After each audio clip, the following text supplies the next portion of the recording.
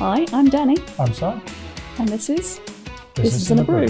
We'll be poring over business stories, and talking about things that interest us in the world of business.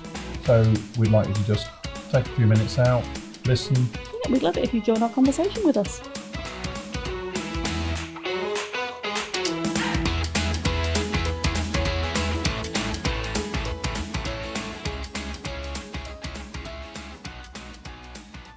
Good afternoon.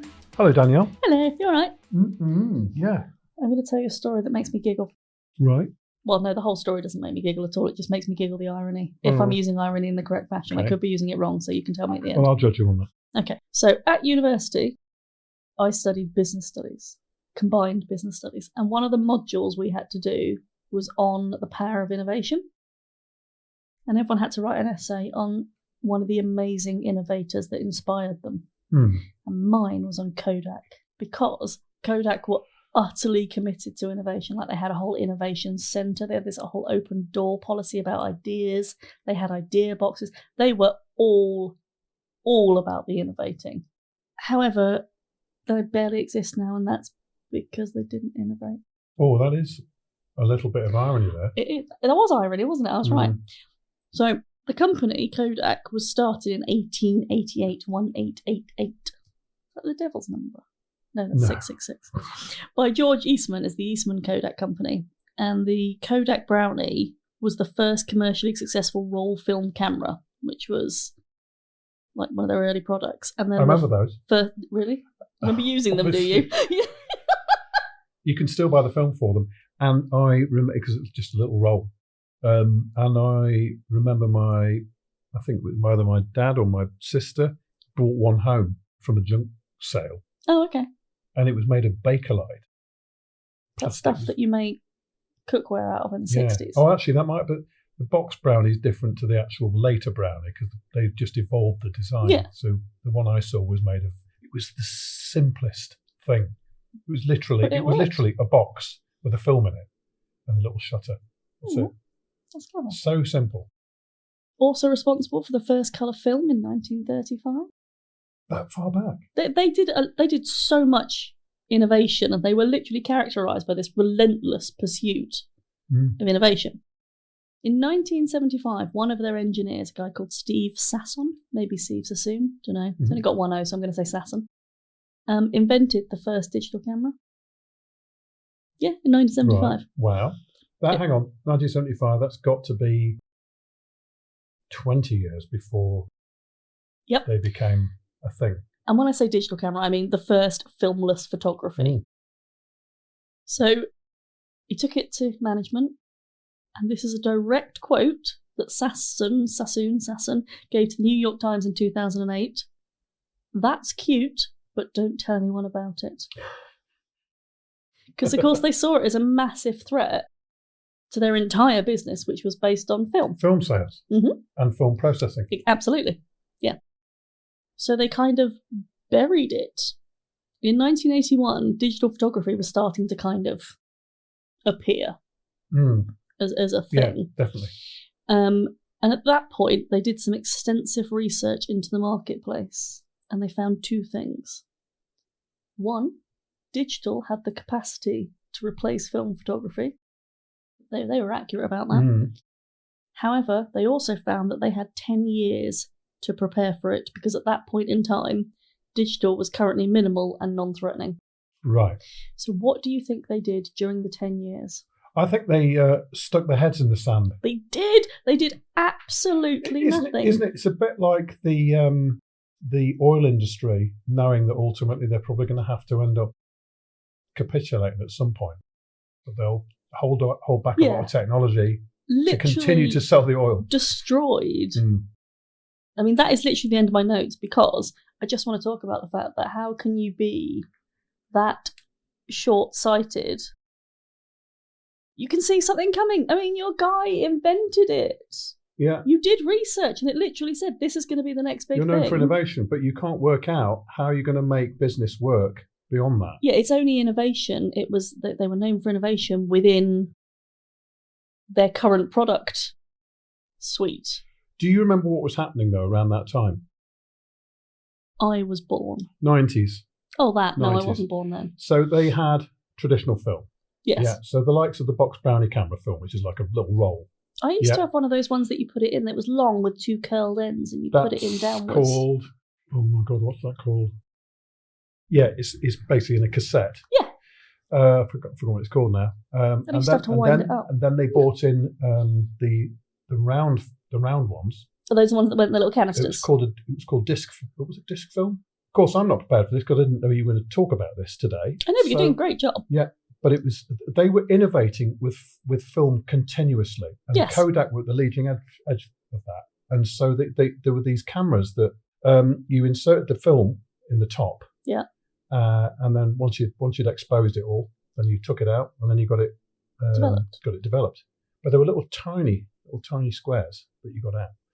The next one was APS, Advanced Photo System. I remember this because when I was working in commercial radio at the time, there were major developments by, I think it was Minolta. In fact, I think it was all the cameras, all the Japanese camera manufacturers all got together to develop a new film format to extend the life of film cameras.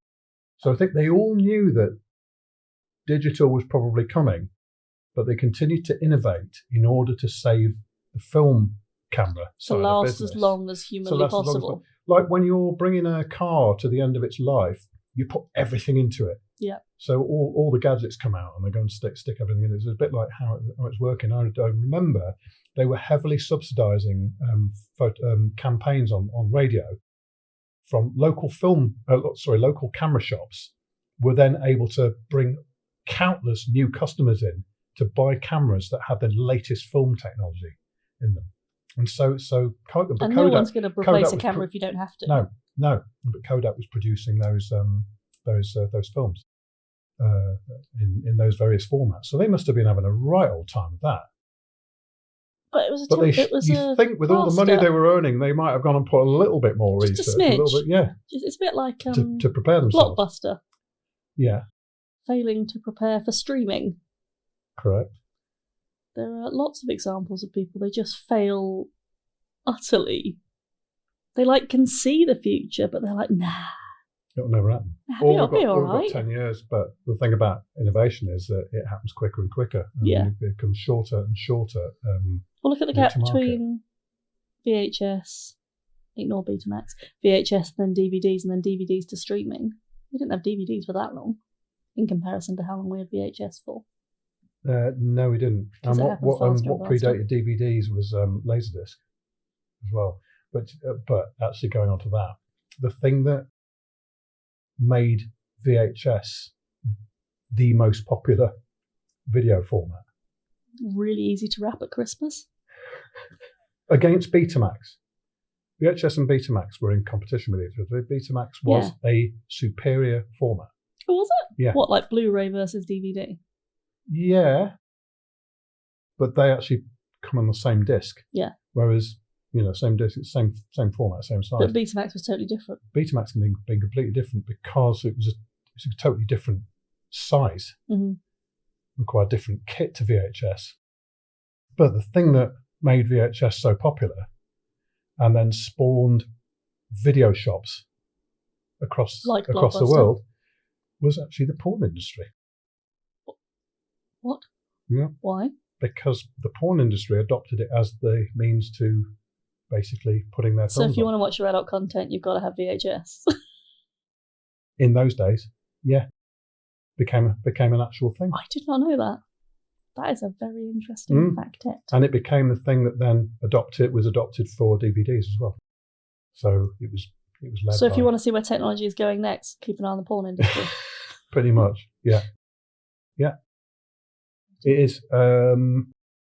But yeah, it's just interesting that the early adopters of the technology, but those that saw video, want to be able to record my programs off the telly, I'll buy a Betamax because it was the first to market.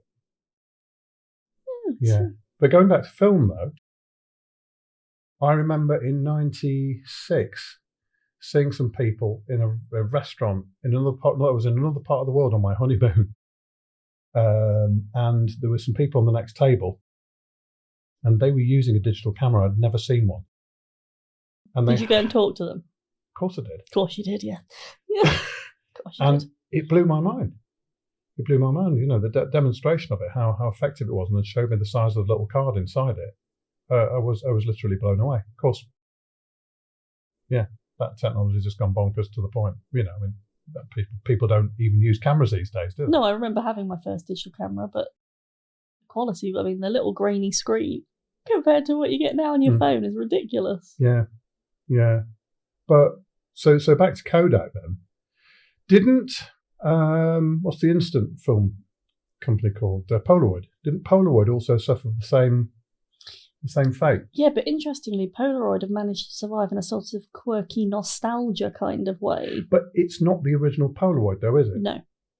Now, Kodak as a brand still exists, doesn't it? It does still exist. It does. But it's not the original. Other sort of tech. It doesn't do. Obviously, it doesn't do film. Yeah, but it's not the original.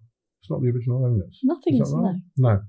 No. Mr. Someone Eastman bought the from brand. 1888 is there. It's like Woolworths still exists, but it's not the original Woolworths. It's Where does Woolworths still exist? it exists online. Does it? Yeah. I did not know that. I liked Woolworths. That's where I got my cutlery when I went to university. We are hopping around all over the place, aren't we? A little bit, yeah. Well, let's just try and keep it back to Kodak then. So, I just think it's fascinating that someone who's so dedicated. They obviously had the best people in the world working at their place. Clearly they did. Who were going to invent digital cameras in 1975. Sorry, filmless photography in 1975. They had a 20-year and then go, just go and put that on the shelf. Just don't worry about that. It's cute, but don't worry about that. Cute. I know, what a word as well. But amazing that the engineer was given the bandwidth to be able to go off and do that. And that's what their whole setup was. Yeah. You had whole innovation days. You could take a day out a week where literally what you did was innovate, come up with ideas, think, be creative.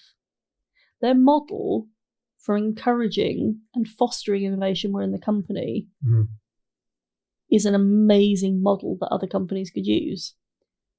Just don't do the bit they did, which is go, that's great, we won't do that. Yeah. Take the innovation, take the weird ideas, try. It's not all going to work.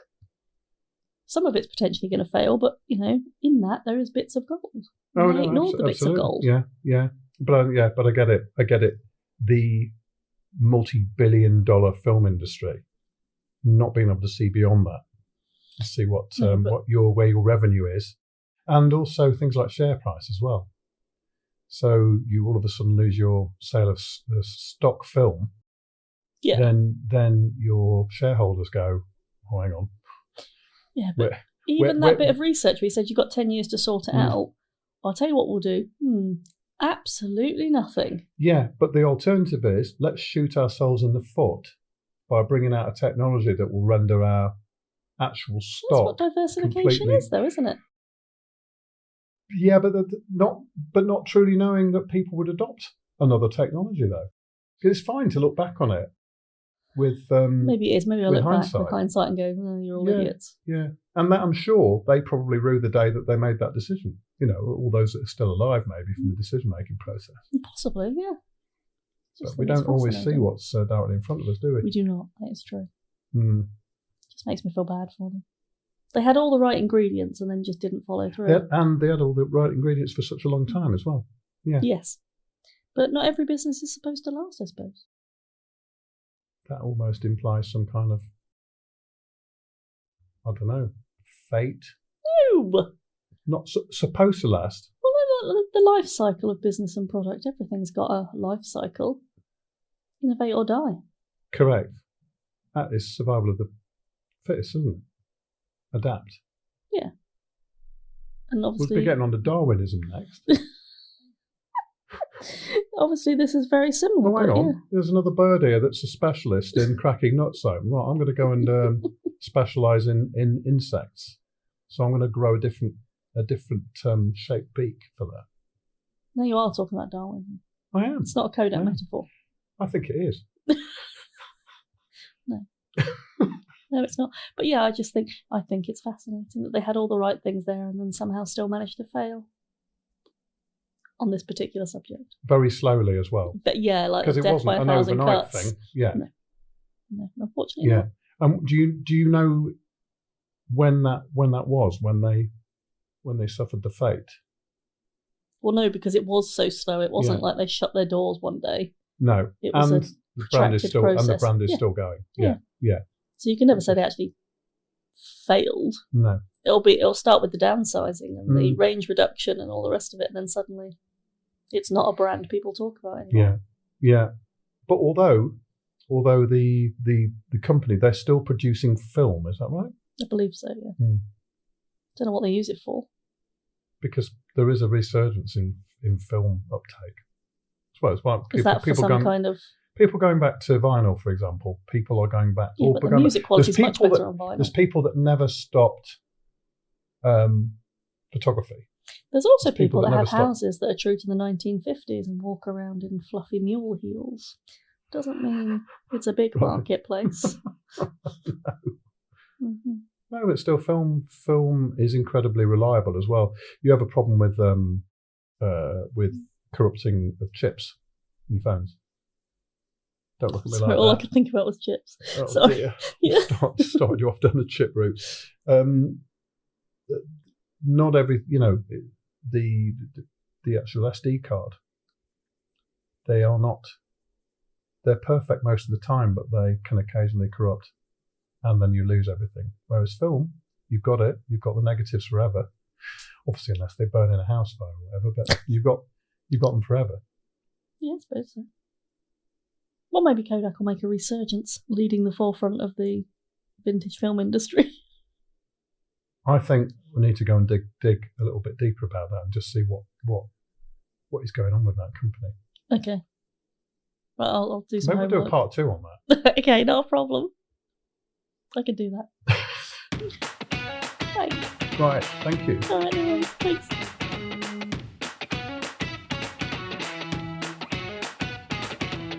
Thanks so much for listening and being a part of today's episode. If you like what you've heard, or if you feel there's something missing, or you want to ask any questions, please get in contact.